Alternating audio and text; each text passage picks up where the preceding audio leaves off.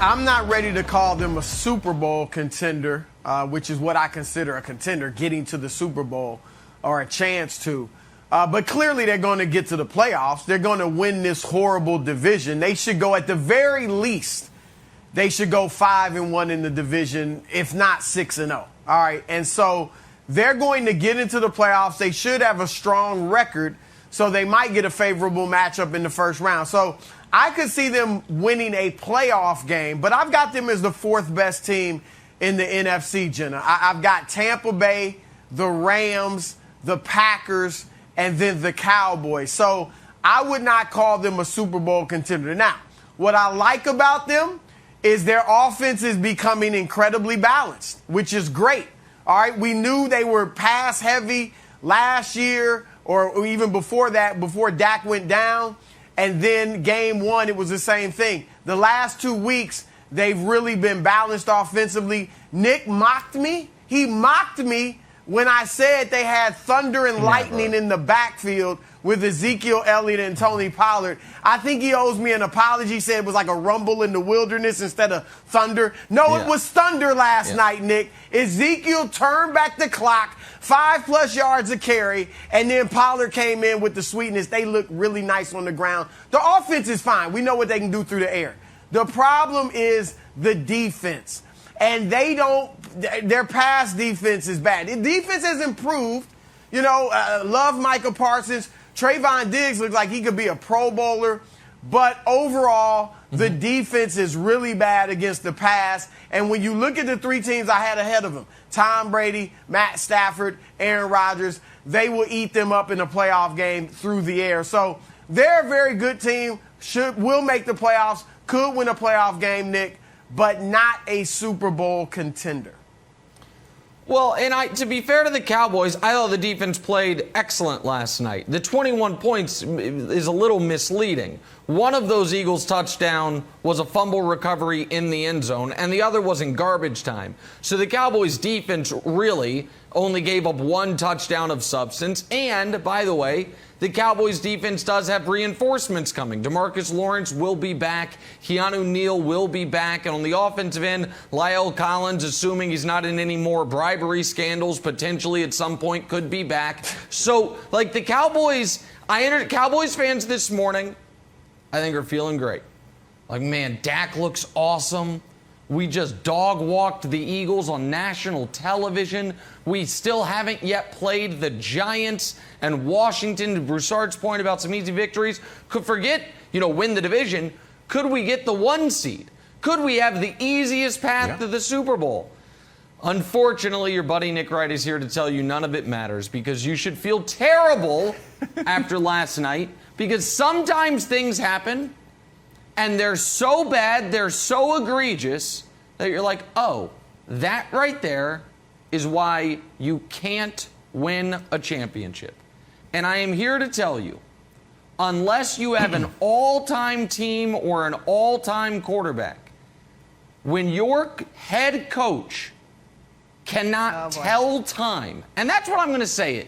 It's not clock management. It's can you tell time, like they teach you in kindergarten. If the answer to that question is no, you're not winning a championship in the NFL. You're not winning multiple playoff games in the NFL.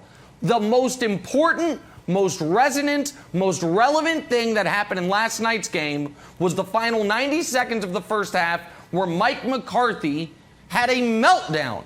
So much so that a referee tried to help him.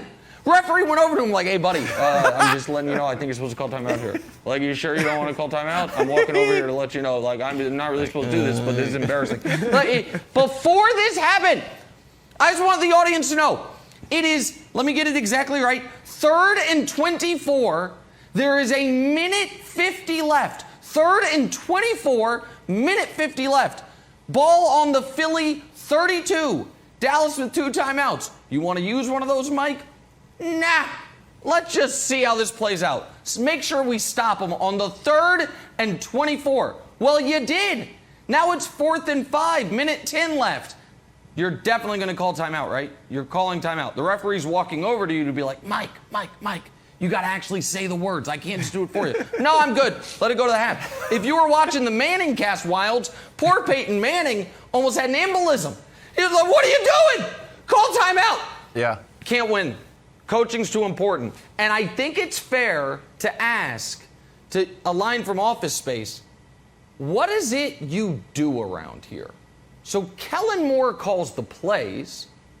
Dan Quinn's in charge of the defense. Jerry Jones picks the players. What does Mike McCarthy do aside from being leadership. an unenthusiastic cheerleader on the sideline? You can't win that way. Can't win that way, Wilds. It was egregious and indefensible. Okay, so he provides leadership. If the Cowboys go on a losing streak, he breaks out his Gallagher sledgehammer and fires everybody up, I guess. That's what we heard from last year. I think you're 100% right on Mike McCarthy. Broussard, I think there is an easy solution, and it's not necessarily hire Nick Wright, although it's in the same vein.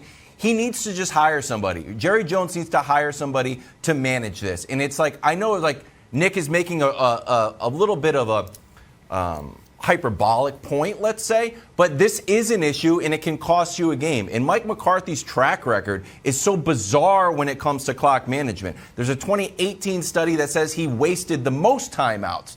And then now he's not doing the timeouts. And last week, he was claiming it was a stadium issue. And one time, he got it right in the wild card game against the Giants, where he aggressively used his timeouts to get the ball back for Aaron Rodgers, and Aaron Rodgers hit that famous Hail Mary to Randall Cobb. So it is a problem. You can't say it's not a problem.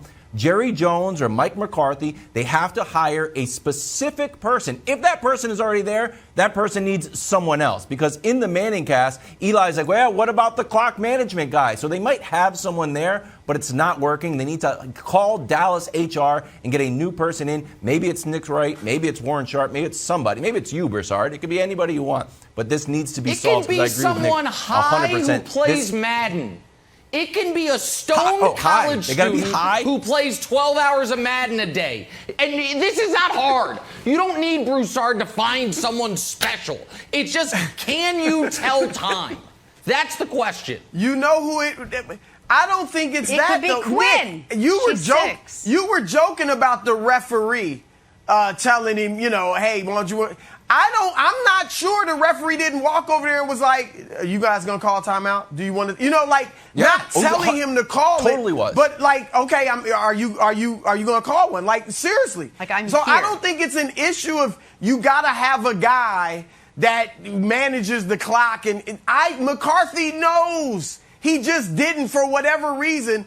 And only Jerry Jones or Stephen Jones is going to be able to tell him, look, you got to start calling timeouts. Or get in the headset and have somebody say, Jerry just said call the timeout. That's why McCarthy's there, guys. We know that. That'll get his because he'll let Jerry be Jerry. Jenna, he let Jerry be Jerry. We know that's why he's there. Aaron Rodgers was thinking while he's drinking his 3 fingers of whiskey watching that game.